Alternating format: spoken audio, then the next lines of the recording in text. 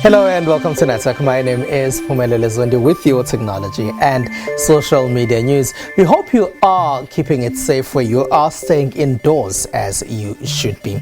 It's SABC Network on Facebook, Twitter and Instagram. News Network at sabc.co.za on email. This week, our Twitter poll is asking you about digital activism and what you think of it. This as Change.org says South Africa is the top country for digital activism. Results of that are coming up later in the program. Firstly, here's what's coming up tonight. We find out about lessons learned, especially about work, when it comes to the lockdown that the world has experienced. We have information on a new Samsung 50,000 Rand device. And our discussion takes us to Zimbabwe, Nigeria, and other parts of the world that are implementing laws that are limiting what people can say on social media.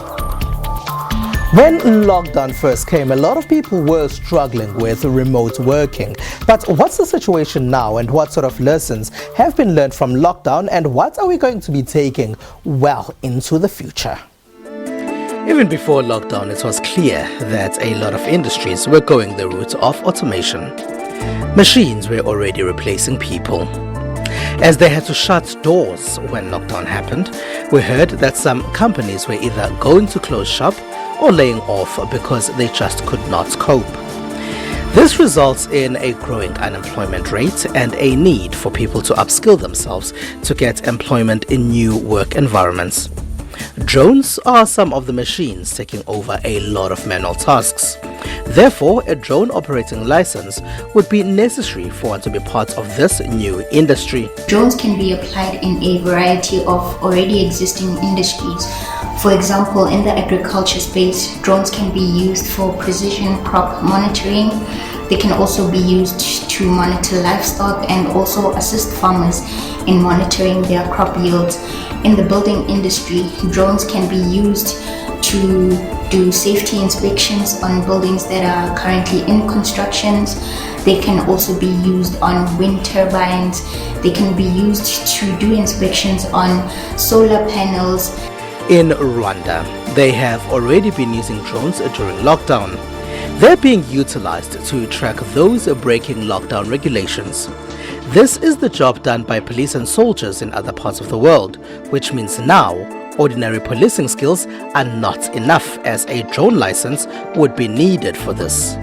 Checkpoints are static and the drones are flying in areas where checkpoints are not mounted and where possible patrols could not be there. So basically we have two drones. One will be actually spreading the message, another one will be taking pictures. As businesses are scaling down because of the knock that's come as a result of COVID-19 and the lockdowns that came because of it, many tech entrepreneurs will now need to shut down offices and consider the idea of co-working spaces. You can have an office as and when you need it, a meeting room as and when you need it, a parking as and when you need it. So it's very much flexibility. The freelance life is now entering and opening up to many more people who had normally a job at the office from 9 to 5 days a week. So what freelancers used to do is to work at home, work at coffee shops, work at co-working spaces. And now that kind of model of working is also now happening for many people in corporates or in larger companies. As jobs are changing, some are upscaling themselves. During lockdown, a few magazines stopped printing. These include Cosmopolitan and Destiny, which was already under new management. Some media organizations announced that they will be laying off some staff. This would mean less permanent jobs for future journalism graduates. That's why journalism graduate Tabang Lubisi says he did an online marketing program called Digify to get a bit of an edge. We were taught a lot when it comes to your business promotions online, how one can start their own business, how they can boost it, if one had already one, how they can improve on what they already have.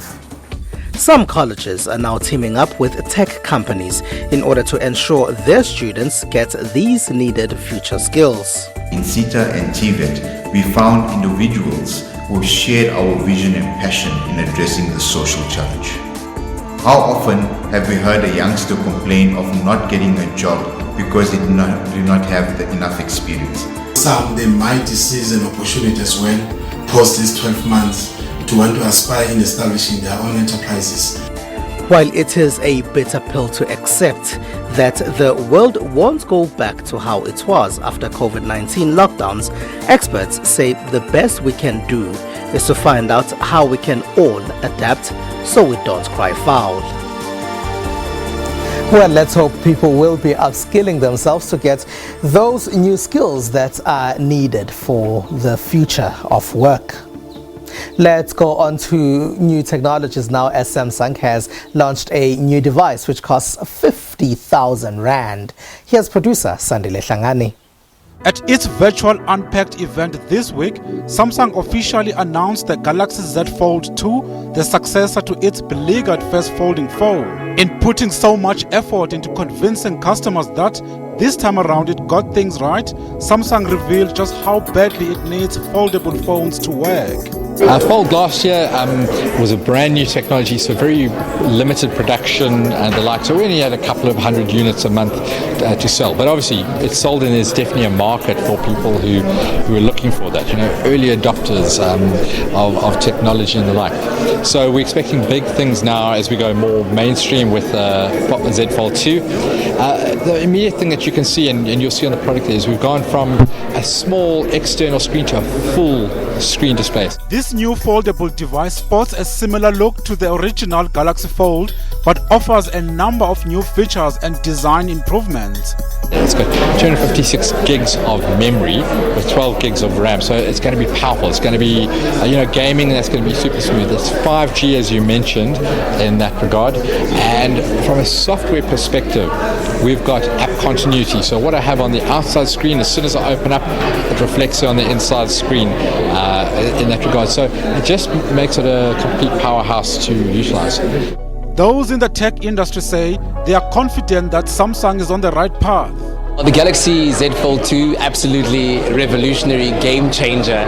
Having seen Justin and his team go through the demonstration of what the phone can do in harnessing creativity, efficiency of time, and bringing in entertainment into that whole mix, I think it's going to be a product that's definitely going to attract a new market. This phone is a game changer, particularly now with the digital. We all have to adapt to digital, and the multifunctionality of this phone is absolutely incredible. I was really impressed that I could multitask while I'm on a Zoom call and send my emails and still take a selfie. Is the local market ready for such a device? While it might be expensive now, the honest truth is, as we've seen in the past, this technology that we're seeing today at this high rate, the price will come down and will be more accessible to a wider range of consumers over the next few years. With the Galaxy Z Flip powered by the lightning fast speed of 5G that continue to inspire all new mobile experiences, Samsung say 5G and foldables will be the major pillars of Samsung's future. I think we talk about in Samsung the multi-device experience. That's seeing your washing machine is complete on your television, or being able to switch off your air conditioner using your phone, and that's IoT. And now what 5G does, it takes that to the next level. So there's no latency. You're able to connect immediately. There's no lag time between your instruction and when it finally takes hold, and you can connect even more devices using 5G. Samsung also revealed some new home appliance products that are likely to make you productive. Today we revealed a number of appliances, some of which are completely new, some are extensions of what we already had. The technology is the Eco Bubble, which froths the detergent with water and air before entering the washing machine in order to give you a better wash and a more hygienic wash. The Galaxy Fold is powered by a Snapdragon mobile chipset which supports 5G network connectivity, a rare triple camera system comprising 3 12-megapixel sensors, 12 gig of RAM, 256 gig of internal storage. It will be available from the 25th of September 2020 and will be priced at 49,999. I wonder how well it's going to do in South Africa, as a lot of people have been saying that it is quite expensive for their pockets, but I'm sure it does have a market of its own. Let's cross borders now and go to North Africa. This one takes us to Tunisia, where there is a new AI solution to help in the fight against COVID-19. As Tunisia enters its second wave of coronavirus infections, a group of the country's developers have designed software that uses artificial intelligence to detect COVID-19 symptoms in patients' lungs. The software works by comparing lungs X-rays of already infected patients with those of suspected cases. An algorithm then determines with 92% accuracy if the person is COVID-19 positive or not. Les moyens technologiques كيف ما l'application qui utilise l'intelligence artificielle يعاونوا برشا الطبيب ينقصوا يسهلوا عليه خدمته باش نعملوا دياغنوستيك تاع الكوفيد ولا غيره خاصة اللي احنا توا في الدوزيام فاغ عدد الإصابات قاعد يتزايد فما ريسك انه كان ما نقوموش بوسائل الوقايه عدد الاصابات باش يزيد اكثر واكثر وفما ريسك انه ما عادش عندنا سوفيزامون دو بي سي ار باش نقوموا معناها بالتحليل ما عادش عندنا سوفيزامون دو رياكتيف باش نعملوا تحليل باش نعملوا دياغنوستيك دونك سي مويان لا بوف نوز ايدي اما التكنولوجيا كالعاده ما تخدمش وحدها راهو يلزم ديما يكون ميدسان كي ديغيير بور غيدي. The software, which was finalized in March, costs approximately $3,000 and has been approved by the Tunisian Health Ministry. Là, ce sont des régions détectées donc, par deep learning du Covid dans les poumons. D'autres cas ici. Voilà. Donc là, on a deux régions qui sont détectées. Cette application trouve son intérêt en fait surtout dans la détection en masse. Donc si on veut analyser une centaine d'images par jour, 2 milliers d'images par jour par exemple, donc ça va aider l'équipe médicale donc à faire le test rapidement. Hamdi and his students are working to improve the software, hoping to develop it to detect other diseases such as lung cancer. النصائح اللي تلقيناها من الأطباء المختصين نجمنا نطوروا في الأداء متاع المنصة هذه ولنا نزيد نطبقوا فيها حتى الأمراض أخرى حاليا نحاول نطبقوها الأمراض كما السرطان في الرئتين. The North African nation is seeking to counter a second wave of COVID-19 evident since it reopened its borders on June 27th as part of steps to ease a lockdown and revive the economy, particularly vital tourist industry. Since then, however, Tunisia has recorded a major resurgence of infections with confirmed cases reaching 3,461, including 74 deaths. It's great to see that the African continent is also assisting in this fight against this virus. It's SABC Network on Facebook, Twitter and Instagram, News Network at sabc.co.za on email. After the break, let's have a discussion about countries that are implementing laws to limit what people say on social media.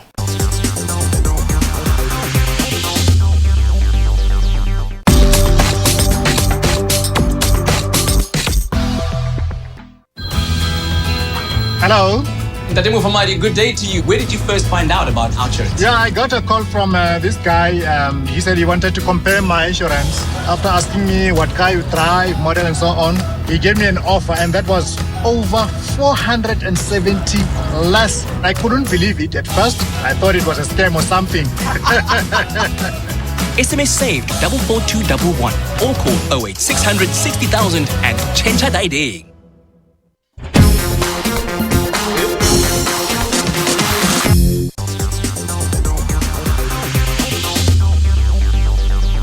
It is SABC Network on Facebook, Twitter and Instagram. Welcome back.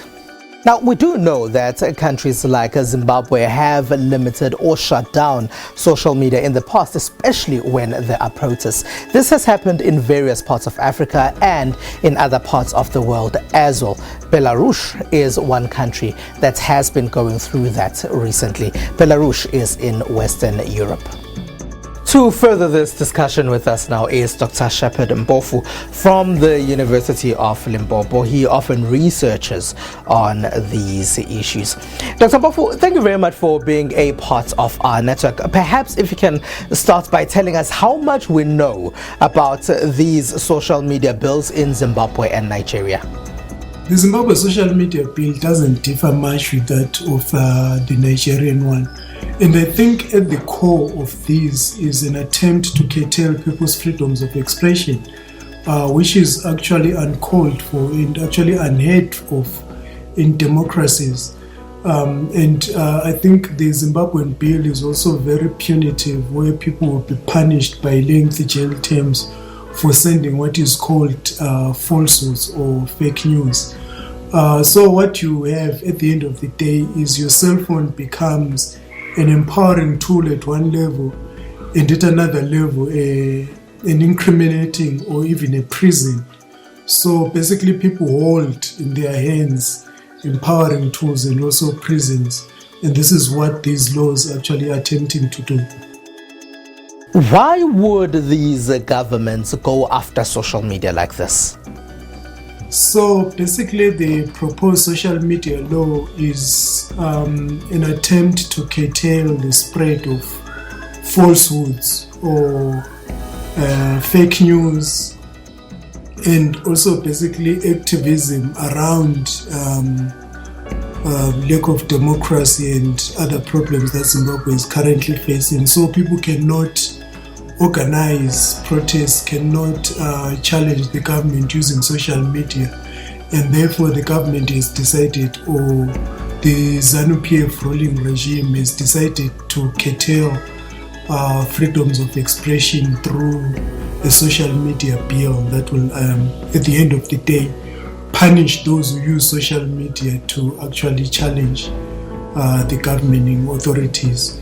Whether they are wrong or not, that is the government and its authorities, it doesn't matter. And also what is vague is who determines and defines what falsehoods are, or what are the right ways of using social media and what are the wrong ways. So all this lies in government hands. Dr. Mpofu, is it such a bad idea to have a social media bill? Disinformation, misinformation and fake news. There is indeed need to control the way that people use social media for different ends. But these controls do not have to be punitive. They have to be building and constructive, especially to society. You have situations where people don't even know what is true, what is not true, because of lack of government communication. For instance, look at the COVID-19 pandemic. There was a time where there was no truthful information or no constant flow of information coming from governments, but there was constant flow of information and fake news flowing from and among citizens. And that was quite important, that we rethink the way that people communicate, we rethink the way that society communicates. And at the end of the day, we need to actually have situations and systems in place where people are guided on how to communicate, on how to verify the news, rather than punishing those who spread what we deem fake news. But on the whole, it is important for media literacy and media education more than social media legislation. Because legislation is not as effective as teaching and media literacy. Make it available in schools, for instance, have curriculums that teach children how to use social media, how to verify news, how to know which is fake news, which is real news, because we live in a world where citizens can be journalists, and the profession of journalism has changed. If you have a citizen journalist, what will stop you from having fake news, right? Because once you have a journalist, you have news. But once you have citizen journalists, then you expand the boundaries of news. You actually have a possibility of having fake news. So fake news is a reality that we are living with. And fake news is a reality that we'll live with for a long time. But let's teach our citizens how to determine whether something is fake news or real news. whether someone is a real journalist or just a citizen journalist, and how do you treat a citizen journalist? Because at the end of the day, citizen journalists are not necessarily liars. They do make mistakes here and there, but the most important thing is knowing what is real news, what is fake news. And at the end of the day, I think the most important thing is not to legislate, but to teach. Because once you teach, you have an informed citizenry, you have a responsible citizenry. Laws and legal instruments and punishing doesn't create loyalty at all, doesn't create an informed citizenry. It creates an afraid citizenry, an ineffective citizenry. Yes. And would you say this is an African phenomenon? Do we see the same happening perhaps in other parts of the world? I mentioned Belarus, for example, earlier. We cannot claim that Africa is the only continent where you have leaders who snoop on people's social media activities.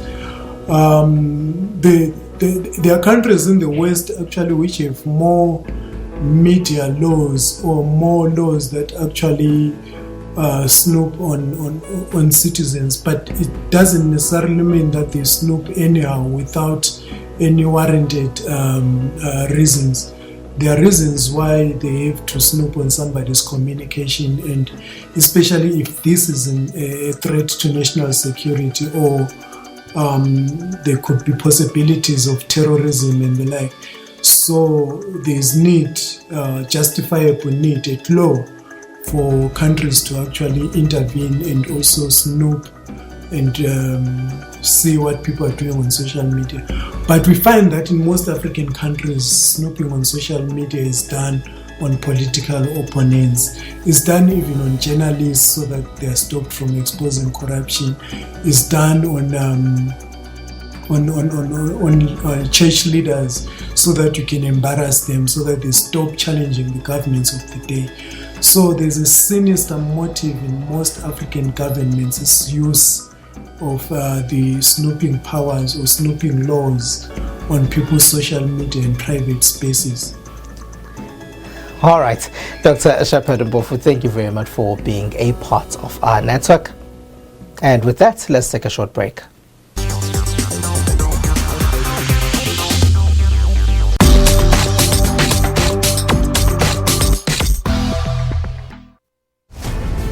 The African Union condemned attacks against humanitarian and aid workers, saying the attacks violate international norms. Before coronavirus, the African Union had a noble aim for 2020, silencing guns across the continent. When we balance fighting COVID and silence the guns, we will be focused on achieving strategic mandates of our union. The African Union is worried about the increasing violent extremism and terrorism, despite it joining the United Nations to call for ceasefires in the face of the pandemic.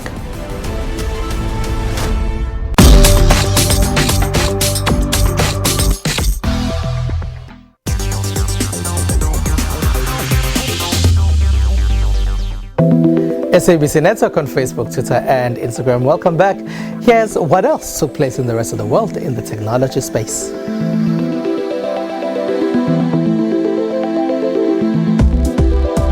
With a newborn baby's arrival, parents' sleep patterns tend to go out the window. According to a recent study, new mothers lose an hour of sleep per night on average and don't regain pre-pregnancy sleep levels for up to 6 years. It was that very reason that Parents and Cradlewise co-founder Radhika and Bharat Patil put their electronic engineering backgrounds together to create a smart crib that combines a baby monitor, rocker, bassinet and crib all in one. Cradlewise is a smart crib that learns from the baby's sleep patterns, spots the first signs of wake up and starts bouncing along with soothing music to help the baby sleep. The sensing feature stems from the use of AI. The Patil said allows them to learn and log the baby's sleep patterns and monitor for any breathing and physical movements indicative of disrupted sleep. It will also record how much rocking is needed for the baby to fall back asleep. And now in the US of A.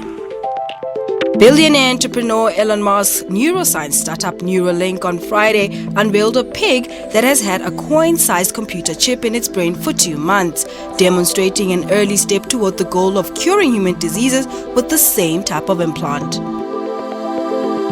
Okay, this is a high-energy pig. All right, Gertrude, thanks for coming out. So what the beeps you're hearing are real-time signals from the Neuralink in Gertrude's head. So this Neuralink connects to neurons that are in her snout. So whenever she snuffles around and touches something with her snout, that sends out neural spikes, which are detected here.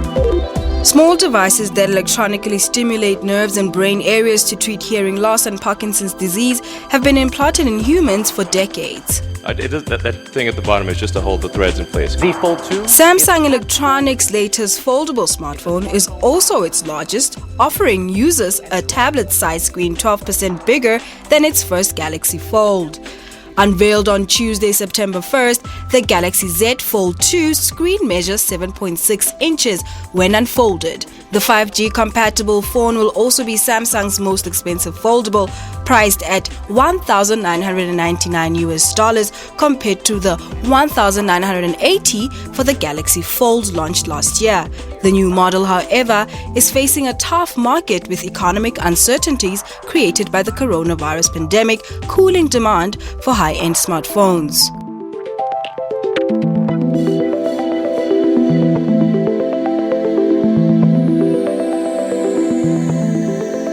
Now, Change.org says South Africa has been their top country on their platform for digital activism. So our Twitter poll this week is asking you if you think that digital activism often achieves the goal it wants to achieve. 28% of you say yes, you do think that online activism campaigns get intended results. There's 38% of you in the majority who say no, you don't think this is the case. 15% of you and in the minority say you don't know. And there's also another 20%. Those are people who say they don't really know what digital activism is, so they're asking, what is digital activism? And that's it. That's all we have for you. Find us on SABC Network on Facebook, Twitter, and Instagram. It's News Network at sabc.co.za on email. From me, it's Phumelele Zondi and the rest of the network team. Stay home and stay safe.